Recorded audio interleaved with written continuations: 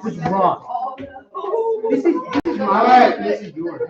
And I'm gonna. Ladies and gentlemen, your attention now turns to U.S. history. That was all good fun. I said, when my voice starts, yours ends. Yes, Dina, same applies to you. Yes, Riley. Do we have a test Thursday? You notice, you look up there and there's like nothing scheduled, is there? No, So but I what- looked on Renweb. What did it say? Quiz? I think it's a test. I don't remember. Well, there's no way we're gonna have a test over the Roaring Twenties. If that's a mistake, I apologize. But that's just not happening. We're not even close to being done. So we'll pick up that next week. Maybe I had put on there a quiz Thursday over just the vocab. Does that ring a bell? No.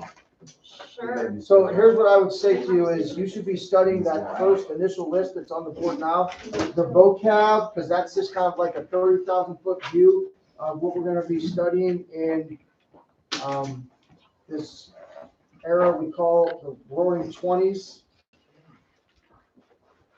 Put it this way, whatever I put on there for a grade, Riley, because I'm sensitive to the time of year and all that stuff, and Wednesday and what's going on there, we're only being a half a day. I'm not oblivious to that, so whatever it is, would be made like more easy than usual. Does that make sense? Yeah.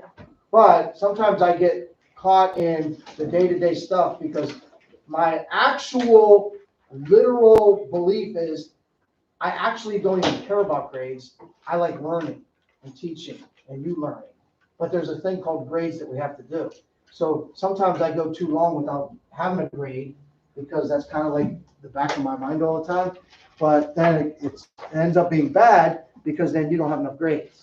So I have to force myself to say, okay, we're gonna have a quiz on something so that Serenity gets a grade, right? Did I embarrass you?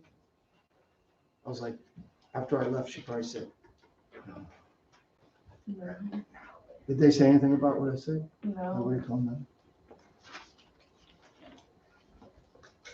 I went through the drive-through at McDonald's and I just can't help myself. So I drive up and I see all these young people with the muzzles on their faces, and I'm like, I didn't say it that loud, did I, Serenity? What? I'm like, I'm so sorry that you have to work. Is she embarrassed? No. I'm so sorry you have to work in this environment where they're making you spend the whole day like with this thing over your face. I don't get it at all. Anyway, here's the vocab. Look at that, Isaac. Use your photographic memory. Take a snapshot of that right there. Would you be able to, Annie, do you think right now you'd be able to handle like a matching type exercise with these vocab words? Yeah. Me too. All right, then we watch the video and then we start talking about post-war problems. And then someone's gonna yell when I've gone too far in the notes because you haven't done that yet. Okay, I'm still clicking. I'm still clicking. Hold up.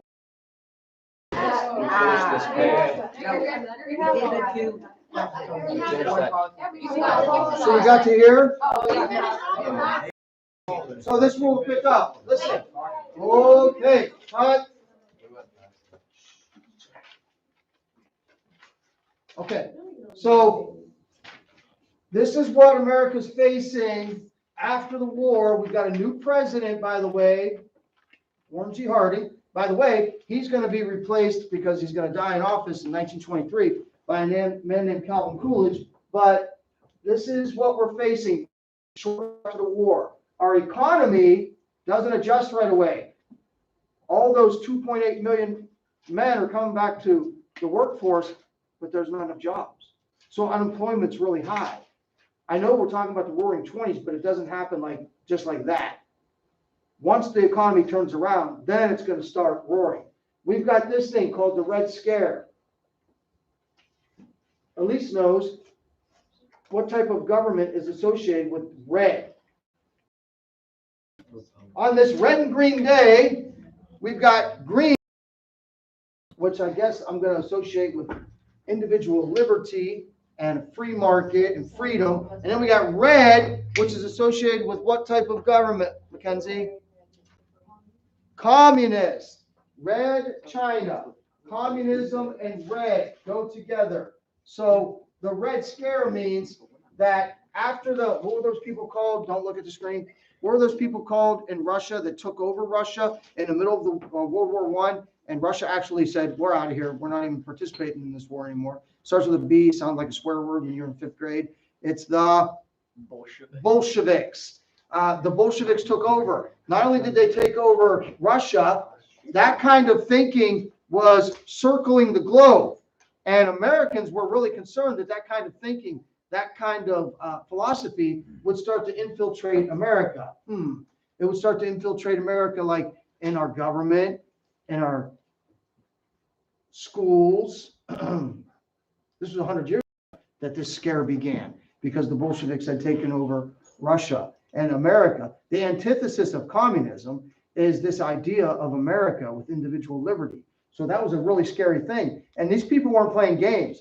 They were a really small number of people, way less than 1% of American population. However, they were serious. I mean, people that are revolutionaries are really serious, right? They don't care. They will use violence. And they were using violence. So for those of you growing up and you're trying to figure out this strange world that you're growing up in, and why all the division? Why does everybody hate each other? And why is there violence? And why that whole summer of 2020, every time there was anything about the news, they're burning down a police station, destroying cities all over the country. Why was all that violence happening?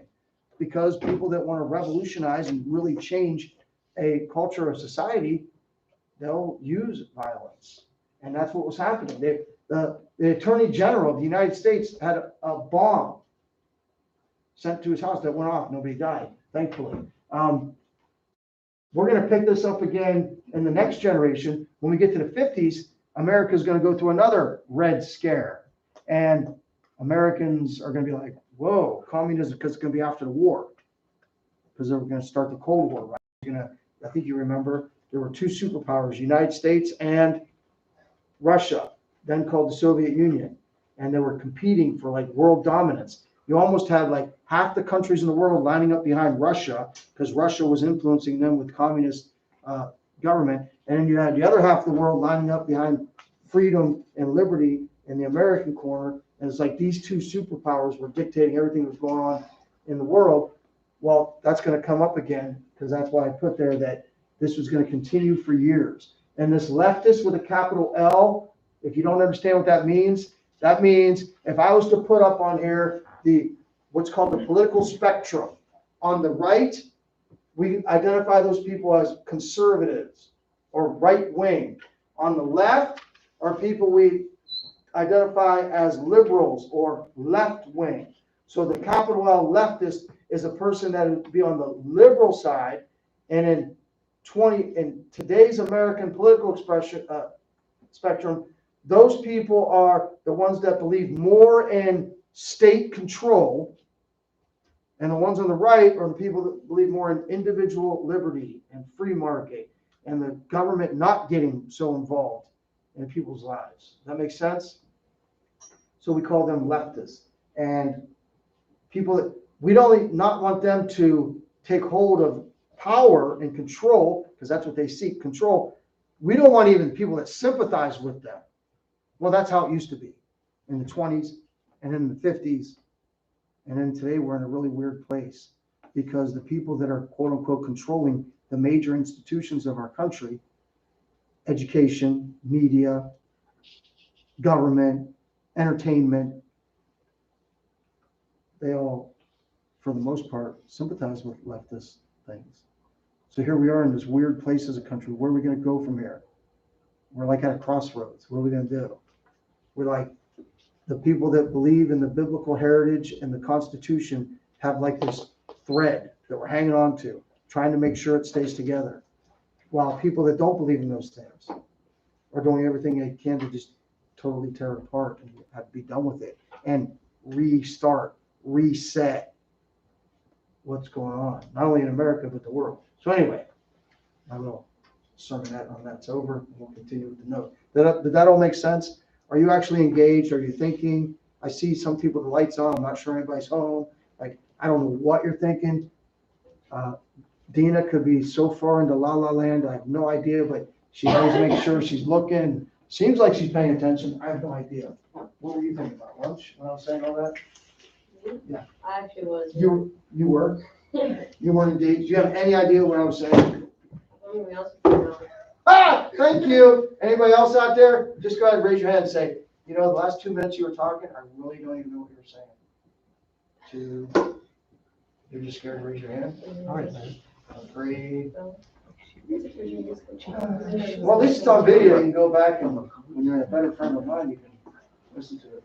Anyway, because I wouldn't have said all that if I didn't think it was important outside of facts, quote unquote. All right, and then to end this screen, how are we going to do this? How's America going to stay out of foreign affairs? What? Don't we want to sell our stuff? We've got all this burgeoning technology in America. Don't we want to sell it to all these other people in the world? Yes. Don't we want to be prosperous? Yes. Don't we want to make sure that there's free trade all around the world? Yes. How are you going to have free trade in places that are at war? It doesn't happen, right? All that gets shut down. So we want to maintain world peace and we want to stabilize the world economy. Okay, now here's the big question. If we're America, and we're one of, at that time, probably 150 some, right now, give or take, it depends on the year or the month even, there's about 192 countries in the world. And if we live in this place that has all these almost 200 nation states, is it wrong for America to compete in that environment and do it in such a way that you want to promote American prosperity? Is that a wrong way to do it? I'm asking a question that if you have an answer, go ahead and raise your hand. How are we going to achieve peace and prosperity with our peace and prosperity being priority one? What I'm asking you is that a wrong way of thinking? I don't know if you guys are listening or you're thinking about it, you're not sure. Does anybody have a definitive opinion? Is it a wrong way of thinking for American leadership then and now to look at the world and the landscape and the economics? Is it wrong for American people to see those things and try to continue to seek peace and prosperity, especially for us? You say no. No? Anybody think it is wrong? David? I think you spread like world peace if your own country isn't peaceful. Okay, yeah, I get what you're saying. Like we have all this internal strife, right? So how are we going to be like what Wilson said? Wilson said, you know what the cure for the world is? Just export American democracy. Remember his idealist attitude that, hey, if we just look at this country we have, for 6,000 years, the world was dominated by dictators, kings, right? And now for over 100 years, we've established this thing called self-government and democracy. And wow, look at us thriving. If we could just export that to the rest of the world, then there would be peace because everybody would be free. And the economy would be great. We'd be trading with each other. And David says, well, how can we export that if we cannot even practice it ourselves? That's a different question. My question is that there are people that are standing where I'm standing right now in America that don't believe in this. And they'll take an issue like this and they'll say, America is so prosperous and quote unquote powerful because we've taken advantage of all the other countries. We're not exceptional. We're imperialists. And we take advantage of all the other countries because as we grew, we sought out markets and advantages for America. My question to you is it wrong? It's a hard question. Do you now want your leaders, your people that you've elected to represent you, do you want them to be the type of people that are America First type people? That we're in this global community, yes, but we're in this global place where there's 192 nations in the world. all trying to thrive and prosper. What should be America's priority? That all the people of the world prosper? Or should American leaders' priority be America prospers? You said America prospers, even as a Christian. I'm asking you a hard question to think about. Listen, I'm putting faith in you that I can talk to you and you're listening to me because, believe it or not, the next 2 years are going to go like that. You're thinking already the first 2 years of high school have gone like that.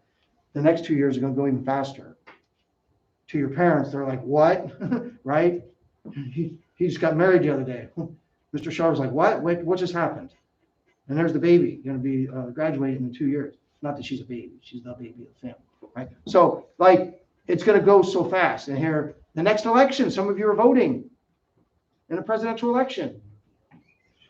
4 years after that, hopefully you're like going into occupations where you're entering places that are, you're going to be important members of whatever community, whatever job that is. You're going to be the decision makers. So if and when I ever retire, which I don't know if that's ever going to be possible, but if and when that happens, I'm turning on the TV, or I wonder what it would be like then. Like, well, I have to turn anything on. Well, I just like think some kind of screen into existence. Anyway, and I'll be like, hey, I had that girl in class, and there she is, a mover and shaker in American society. And remember when things looked so bleak when she was in high school, and now they've turned around. America has gone back to its biblical foundations and roots, and we've become a light to the world again, and there's global harmony because of America's exceptionalism. Because America was such a great country that even a guy like Woodrow Wilson, who, and you think about it, progressive politics and Mr. Franklin don't mix, but here he was a progressive, and back then, 100 years ago, progressives actually wanted to export to make the world safe for democracy. They loved American democracy, even as they were doing all these things and passing all these laws that they saw were not necessarily good for all of society, and some of the laws, and they became somehow like, now you look at what the progressive movement is, and it's kind of like an anti-American type deal. Weird. Anyway, the question of the day is it wrong for America to be America first? Is MAGA, and I'm not trying to believe, why did that campaign slogan become such a firestorm, a firebrand? Why did that campaign slogan, why was it so successful? Because you have people in the world that we are in that are like, they don't think America is exceptional, and they think America should be just one of the countries that we have. It's time for America's comeuppance. You know what that word means? Spell it. It's time for America's comeuppance, which means it's time for America to take their place and just be another co-equal in the global community. Against the thought that no, we're Americans. We've been given this heritage of prosperity and goodness, and we're going to maintain it. Is that wrong? Is it wrong to want to maintain America's place in the world? Now, David said, well, if we can't even keep things straight in our own house, how are we going to be a light to the world? Right, Elise? Right? How about this? Throw another question at you. I'm trusting you're all paying attention. This is not in the curriculum, and it's not in the notes, but it's a very important thing that I'm sharing with you. This is the real world, right? Now I just lost my train of thought. If our idea is, going back to Wilson, that if we, in an ideal world, if we would export what we have here in America and all the world's countries would adopt it, would that be a good thing? Freedom, liberty, are those ever bad things? But if you have people in the world that are against that, and our leaders' jobs, supposedly are to do what's best for America. We live in a world of nation states. Too heavy? Are you thinking like this? Okay, Mr. Franklin, you said this is gonna be our responsibility in 6 years, so we don't really want to deal with it now. Trying to make sure you're ready when time comes, because like I said, it's gonna go like that. You gonna change the world, Scott? Sure. There you go. For Christ's sake, right? Yeah. Yeah. Pursuit of peace. How are we gonna do this? Got another interesting discussion coming up. Be prepared to be called on to ask your opinion on something, because there's another opinion-oriented question that we're gonna get to in about 2 minutes or less. All right, how are we gonna achieve world peace? That world war, that war to end all wars, that great war was so atrocious. 20 million dead people. 10 million people dead that like weren't even fighting in the war. What is going on? Oh, by the way, on the heels of the war, as the war was ending, an incredible pandemic broke out all over the world called the Spanish flu, where you talk about a pandemic. This was a virus that you sitting in your desk, that the current pandemic we're going through is about you have like a 99.9999999, I'm not even exaggerating, chance of it not affecting you or hurting you at all. This Spanish flu, you could be a young, healthy person and it could kill you. This was a deadly, very deadly pandemic, the Spanish flu. After World War I killed those people. Then you had millions of people killed by the Spanish flu. How are we going to pursue peace in this world that's been through so much trauma? Well, one way is, the thought was, what was the first main cause of World War I? What's the M? Militarism. Maybe we can tone down the militarism, people, okay? I know we live in a world of nation states, but why are you constantly building your military? Why? Are you trying to dominate other countries? Why don't you slow down a little bit on all the buildup of your arms? And in this case, it's the Navy. Who was the greatest Navy in the world in the 1800s into World War I? Hopefully you know enough about history to know who had the greatest Navy. Once they defeated the Spanish Armada, there was no doubt the greatest Navy in the world, Great Britain, right? We talked about in World War I, one of the things Germany was like, hey, we're not going to be able to compete with Great Britain unless we build our Navy. So here's what happens. 1921, Washington in America, there's this big conference with many of the nations of the world, right?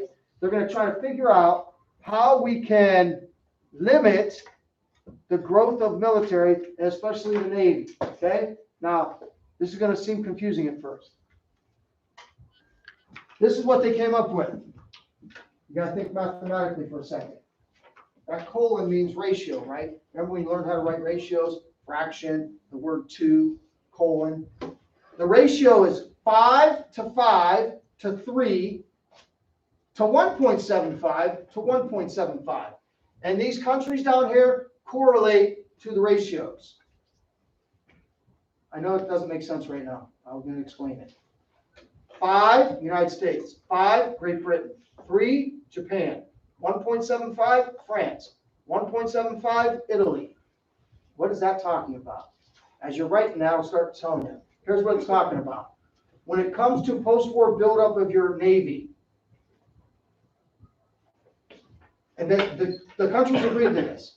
America, for every 5 tons of battleships America builds, Great Britain can build 5 tons. Japan, 3 tons.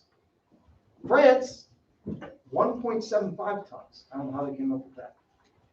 Italy, 1.75 tons. What's your first thought? Let me say it again, in case you weren't paying attention. This was the agreement, not dictated. This was the agreement amongst these countries. For every 5 tons of battleships built by, you can have smaller battleship, bigger battleship, however much tonnage you're using to build battleships. For every 5 tons America uses, Great Britain can use 5. Japan, 3. France and Italy, 1.75. What is that? What's your first take on that? What do you think? Does that sound fair? Does that sound US dominated? What is that? Come on, participate. There is no wrong. This is Franken's class. There's no stupid questions. There's no stupid comment. There's silly commentary if you're just trying to be funny. But what's your take? Yeah, Jake. I just don't know why Japan, France, and Italy would agree to it. Okay, you get that? At first take, you're looking at that and you're like, why would these other countries agree that America and Great Britain would be allowed to build 5 tons compared to their 3? First of all, Japan is like they're in the Far East, so they're not kind of part of the Western world, but they are on the rise when it comes to the Navy. I wonder if it has something to do with that Great White Fleet that Roosevelt sent over there. And Japan's like, oh yeah, well, let's see our Navy then. So anyway, Japan's on the rise when it comes to Navy. By the way, you're also thinking ahead like, World War II. So Japan's on the rise. Why would Japan agree to this ratio? Jake's like, that doesn't make any sense. Why would they agree to something where the United States and Great Britain can build 5 tons when they can only build 3? And you really got to put your thinking cap on here because there's a reason.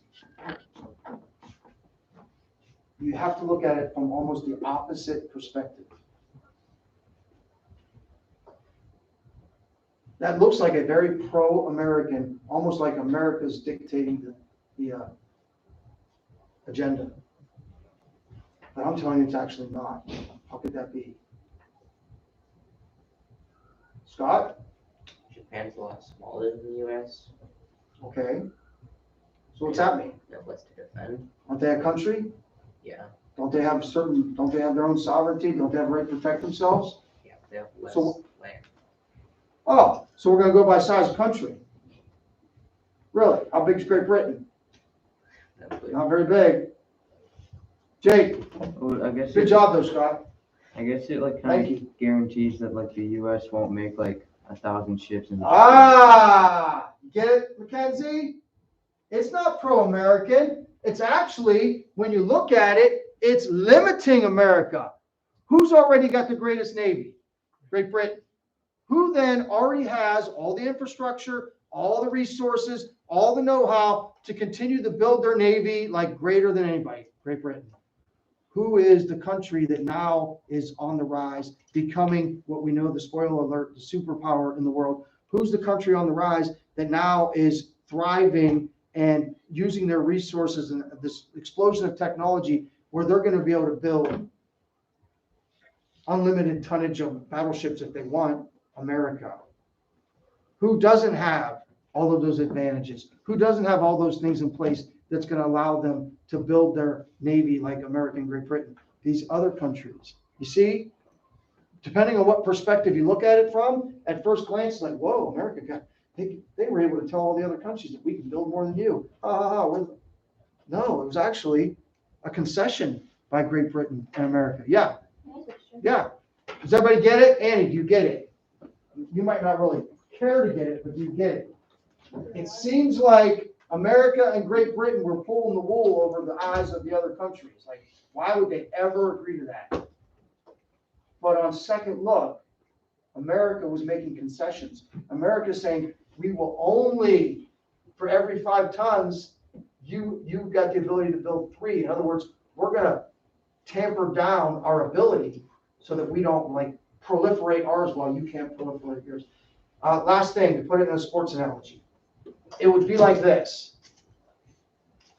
I could use Michael Jordan or LeBron James or whoever, something everybody knows, right?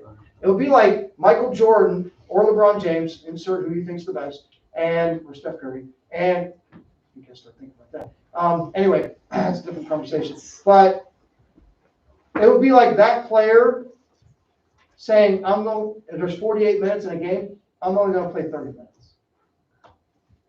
Does that make sense?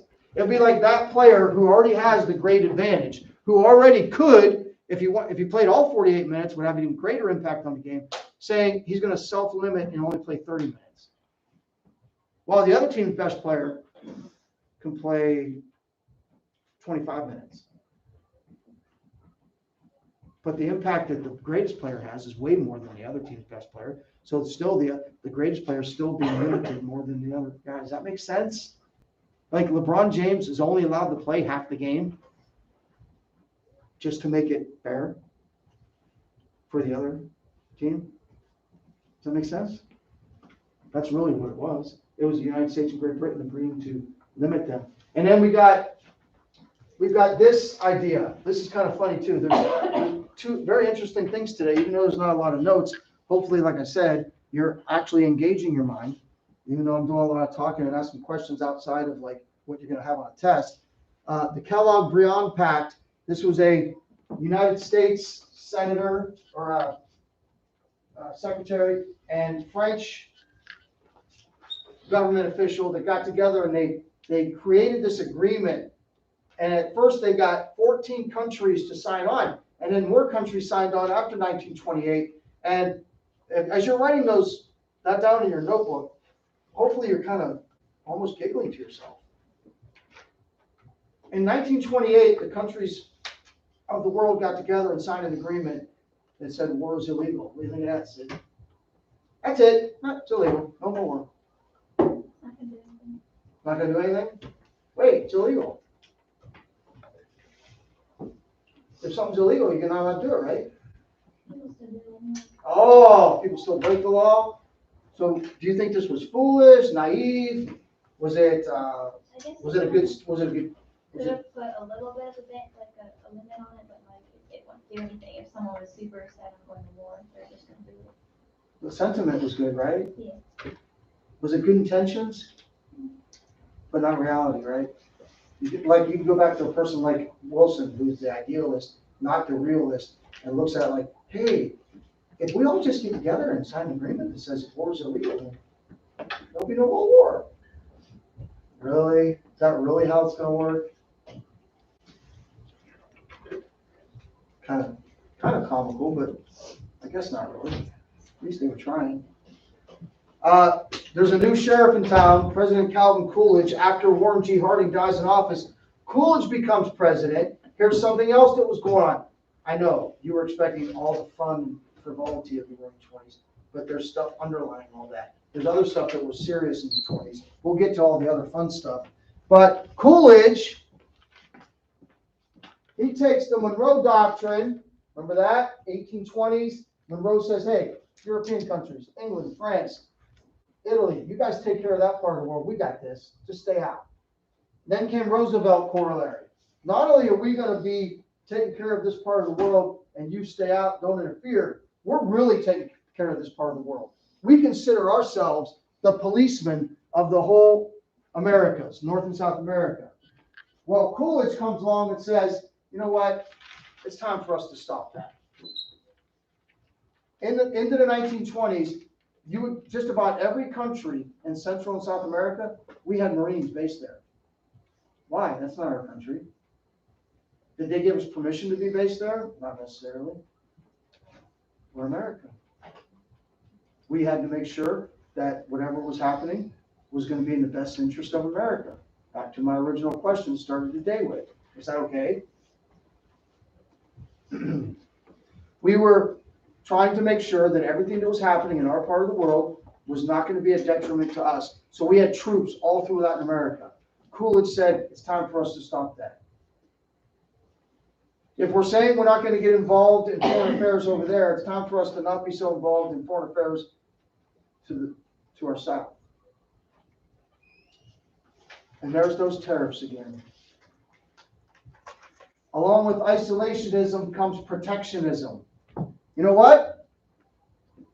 We want to trade with other countries, but we want to make sure America's interests are first. So we're going to raise our tariffs. And as we go throughout the world and export our stuff, we're going to try to limit how much stuff's imported. Is that wrong?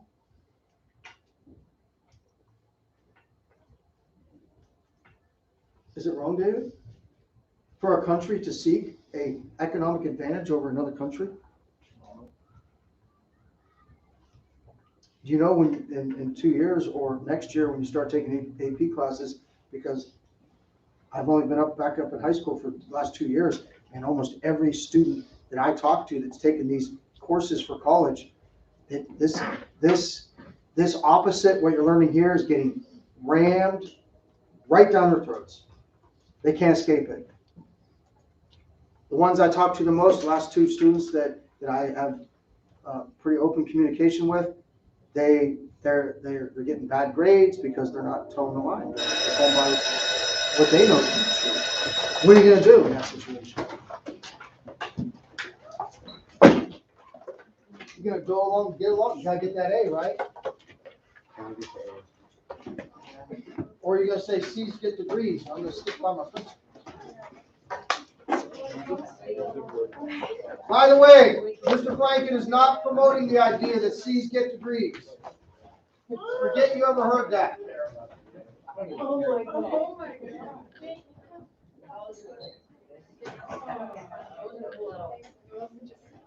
I don't know, Mrs. Tosh, I'm trying. Fighting a good fight.